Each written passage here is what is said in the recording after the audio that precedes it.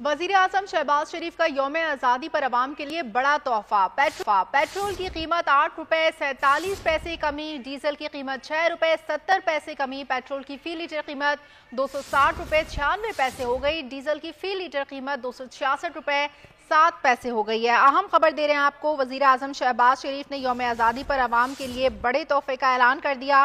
Petrol की कीमत 8 रुपए 47 पैसे कमी कर दी गई है, डीजल की कीमत 6 रुपए 70 पैसे कमी कर दी है, जबकि पेट्रोल की फी लीटर कीमत 260 रुपए 96 पैसे हो गई है और डीजल की फी लीटर कीमत 266 रुपए 7 पैसे हो गई है। अहम खबर दे रहे हैं आपको, अपने नाजरीन से अहम खबर शेयर कर रहे हैं। वजीर आजम शहबाज शरीफ का यौम आज़ादी पर अवाम के लिए बड़ा तोहफा। पेट्रोल की कीमत 8 रुपए 47 पैसे कम कर दी गई है, डीजल की कीमत 6 रुपए 70 पैसे कम कर दी गई है, पेट्रोल की फी लीटर कीमत 260 रुपए 96 पैसे हो गई है, जबकि डीजल की फी लीटर कीमत 266 रुपए 7 पैसे हो गई है।